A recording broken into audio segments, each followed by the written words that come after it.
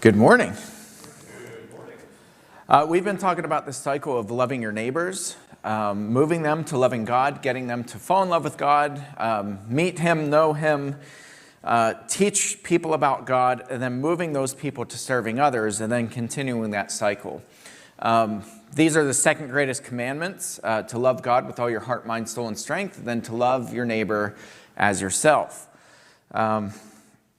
Our theme this year is God first, and our theme verse is Deuteronomy chapter 6 and verse 7.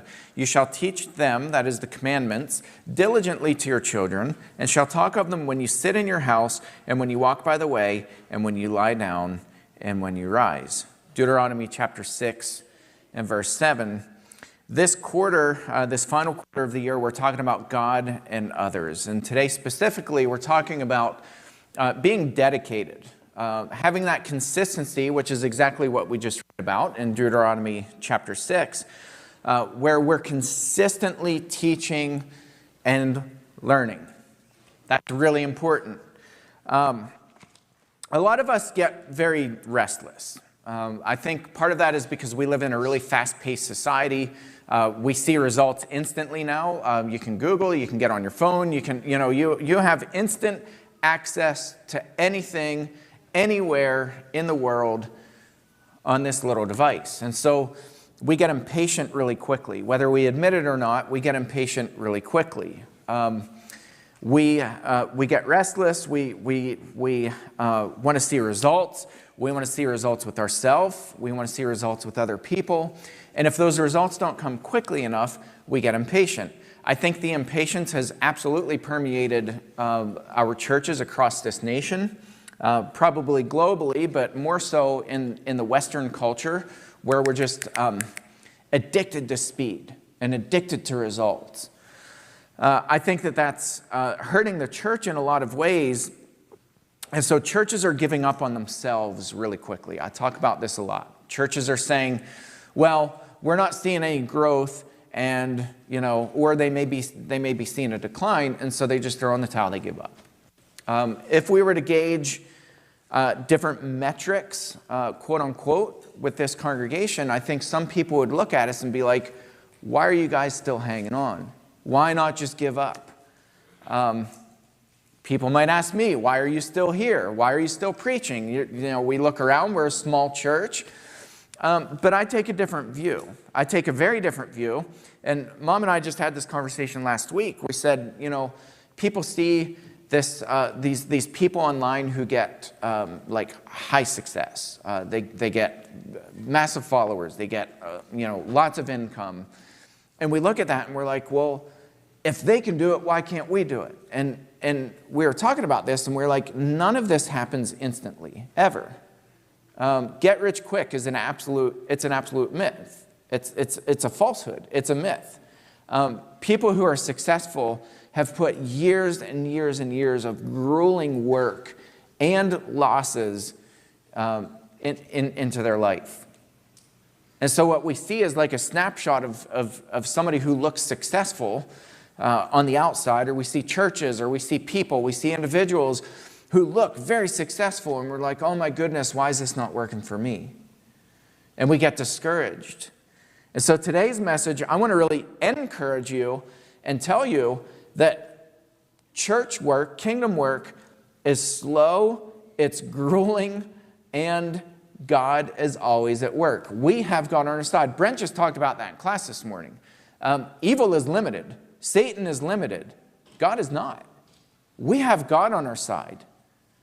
And so I don't understand how we get, well, I do understand how we get discouraged so easily, but I want to flip that around, and I want to say we need to be encouraged. We've all heard this before. The definition of insanity is doing the same thing over and over again, but expecting different results. Albert Einstein is credited with that saying, but there's a little note here. Nobody really knows the actual origin, but Albert Einstein supposedly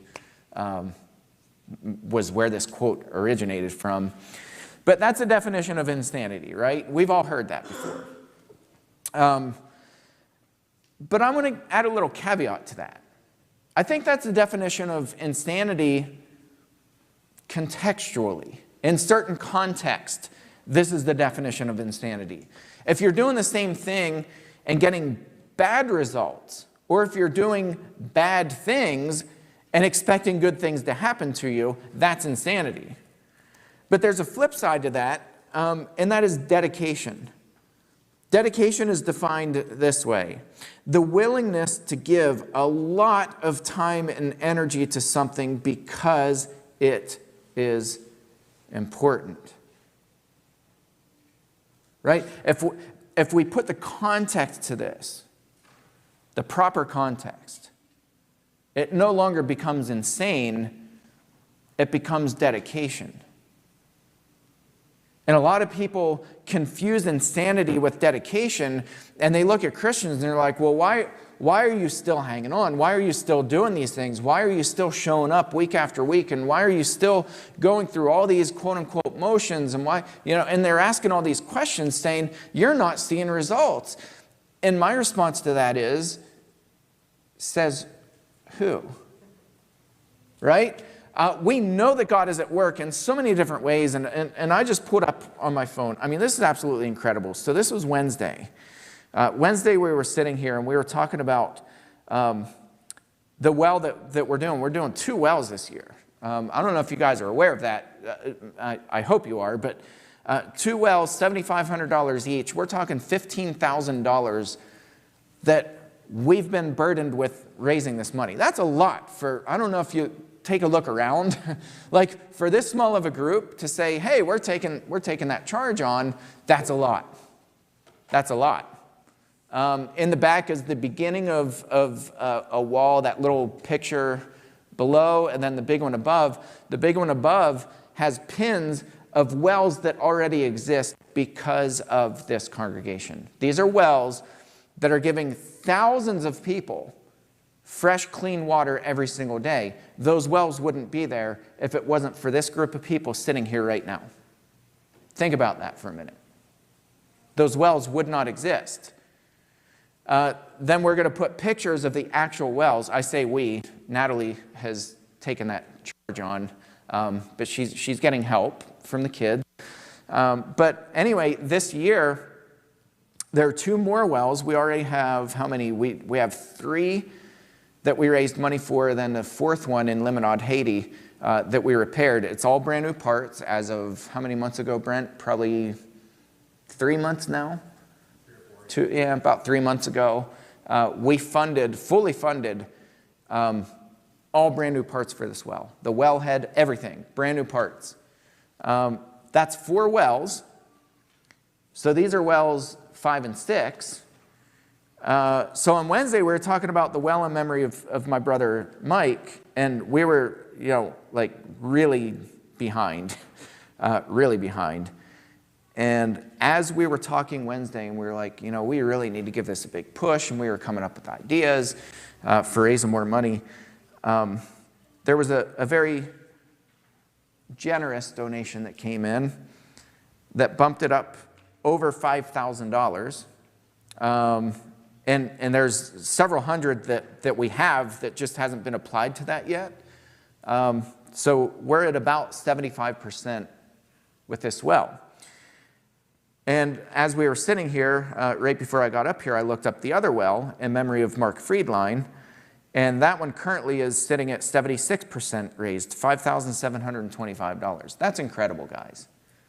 So this notion that doing the same thing over and over and just kind of showing up and, hoping your church grows and all this stuff, that you're just wasting your time, I call nonsense on that. And I'm going to look at some different scriptures. This is the one that Terry read for us this morning. This is in Luke chapter 8, and Jesus says this. Okay, these are Jesus' words. He says, watch yourselves, lest your hearts be weighed down with dissipation and drunkenness and cares of this life, and that day come upon you suddenly like a trap. All right, so are you hearing this? Be aware, be awake, be alert. All this stuff, all the burdens of life are going to come just rushing in, and they're going to crush you and weigh you down, and you're going to get caught up in worrying about life and all the things that you have to do. And this day of the Lord is going to appear. It's going to rush upon you, and it's going to take you by surprise. So be alert, be aware. And he says, for it will come upon all who dwell on the face of the whole earth. Everybody. But stay awake at all times, praying that you might have strength to escape all these things that are going to take place and to stand before the Son of Man.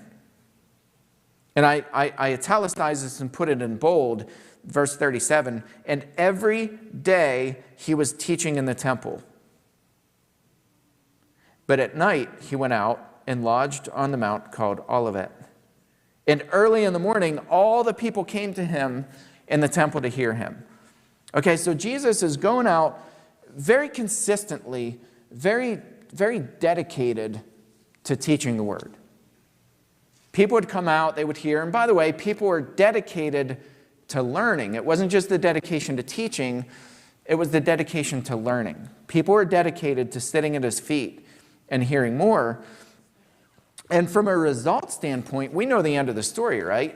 At least his earthly story. What happened? He was crucified, right? So all this work, all this time, all this effort to teach.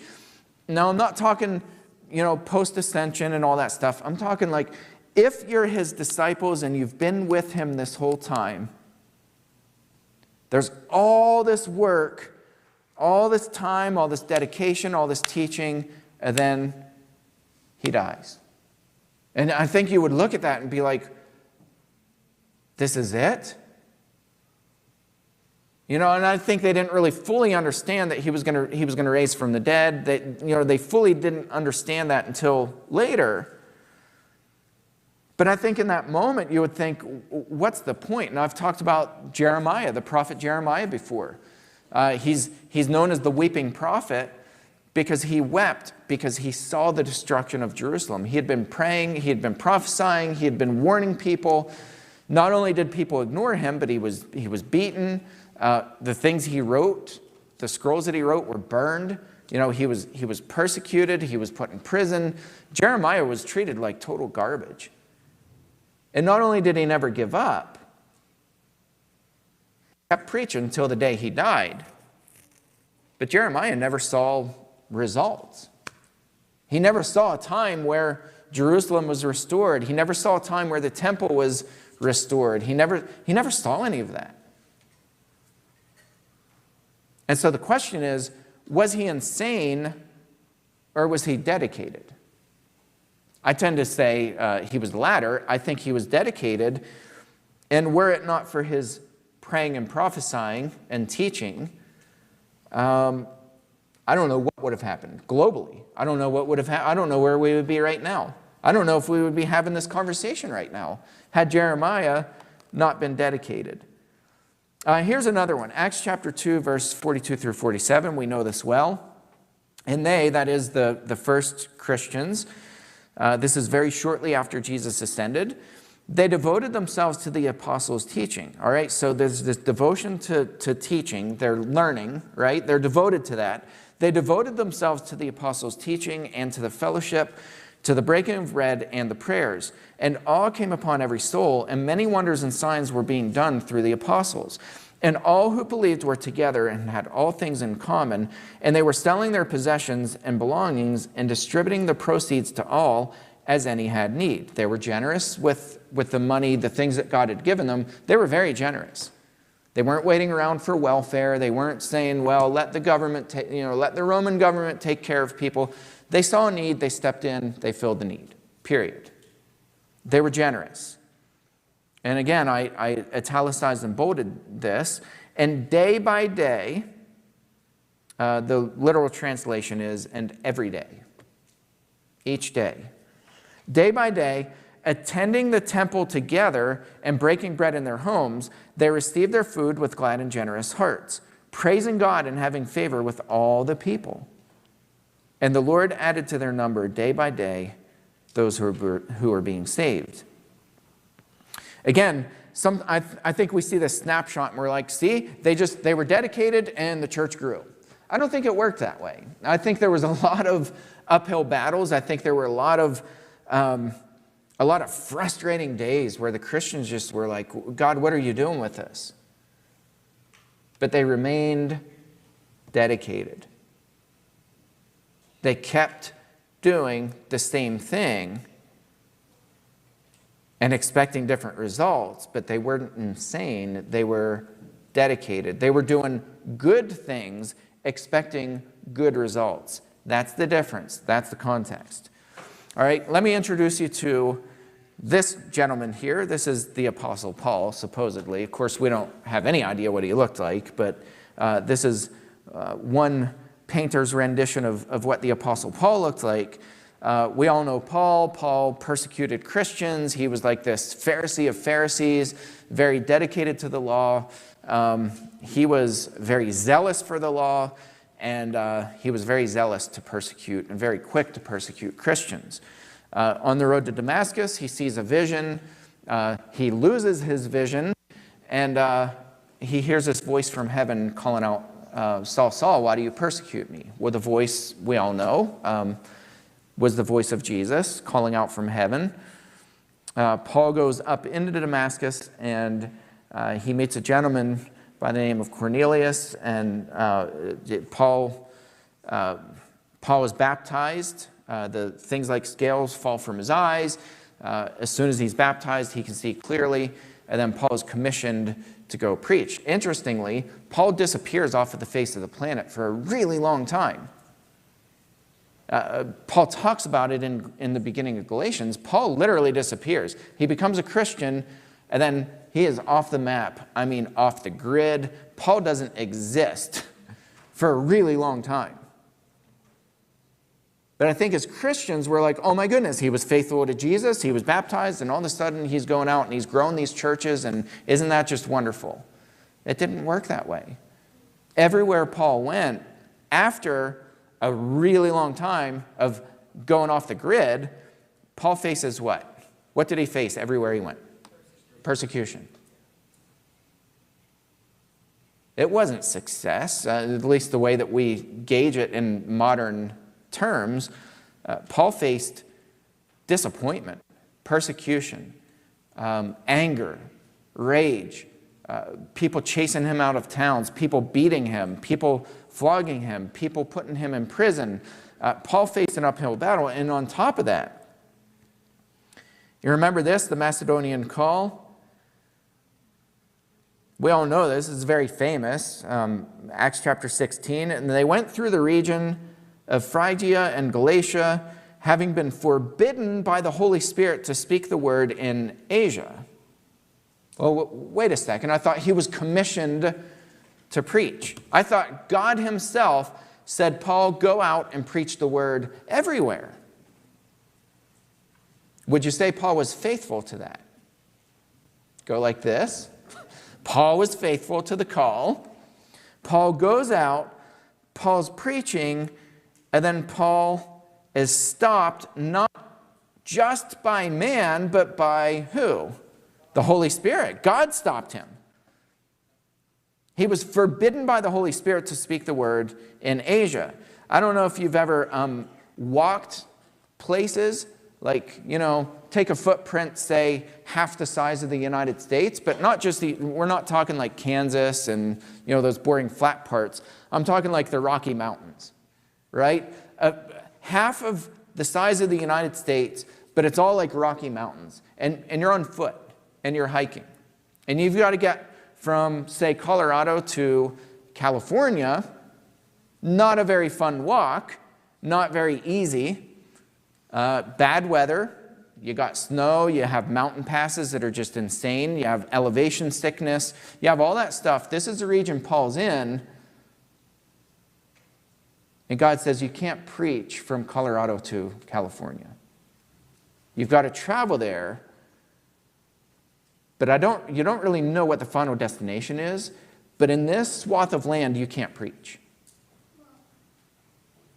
After you've been dedicated to preaching everywhere, and everywhere you go, you've been chased out, you've been lied about, you've been persecuted, like severely persecuted. And God says, oh, by the way, this little plot of land, you can't preach in it. All right, God, what are you doing with me? Where are you going? When they had come up to Mysia, they attempted to go into Bithynia, but the Spirit of Jesus did not allow them. I want you to look at this area. Look at the size of Asia. They couldn't preach there. They tried to go to where? When they had come up to Mysia, they attempted to go into Bithynia. Look where Bithynia is. See it at the top, up above Asia? They tried to go up there, but they couldn't. All right? They had been through the region of Phrygia and Galatia. Galatia, that looks small, doesn't it? Just a little, it's like walking through Shanksville or Berlin, right? Look how huge Galatia is. And by the way, you know what happened? See where I have that white arrow just below it? You have those big lakes, those two blue dots there. You know what area that is? You know what happened in that area? There's a place called Lystra and Derbe. Remember anything significant that happened to Paul there on his first missionary journey? He was bludgeoned. He was stoned and left for dead. He had broken bones. Paul writes about his bad eyesight. A lot of scholars think that his bad eyesight came from that incident where they stoned him and left him for dead. When they would stone people, they didn't throw rocks at them. They laid them on the ground, they tied them up, and they would take turns with big rocks, and they would drop them on top of you. Imagine. And wherever the rock landed, there was no holds barred. They didn't have like certain areas that were off limits. Wherever that rock landed is where you got crushed. One by one, people would drop these big stones on top of you, on your face, shattered bones. Paul, I'm sure, had so many shattered bones. They literally thought he was dead. Now, Paul, on the second journey, goes in this region, this little tiny region, and he's trying to preach, and the Spirit says, no, you can't do that. Okay, so he goes up to, you see on the left there, I don't have the clicker, but maybe if DP can find it, like that, on the top left part of Asia, the very top left tip, that little tip there. Keep going to the left, down a little.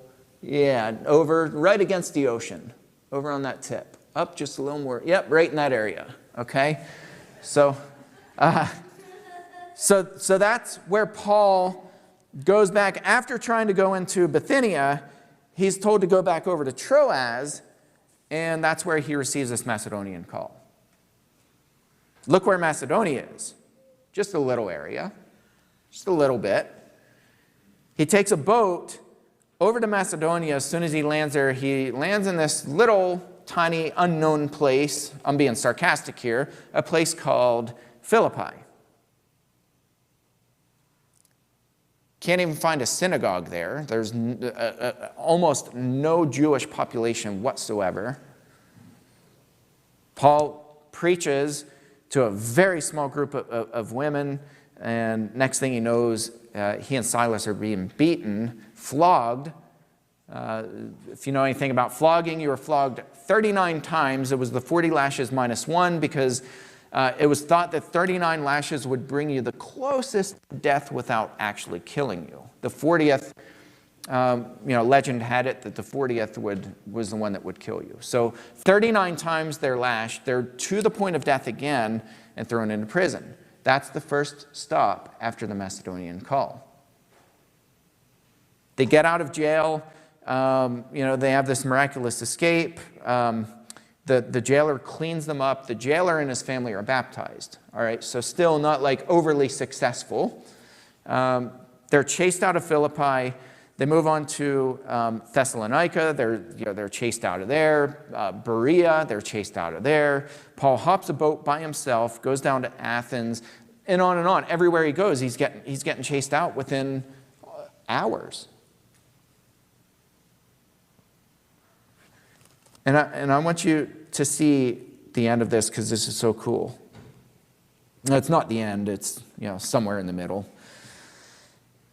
And he entered the synagogue. This is in Ephesus after all this stuff. By the way, Ephesus is back over in Asia.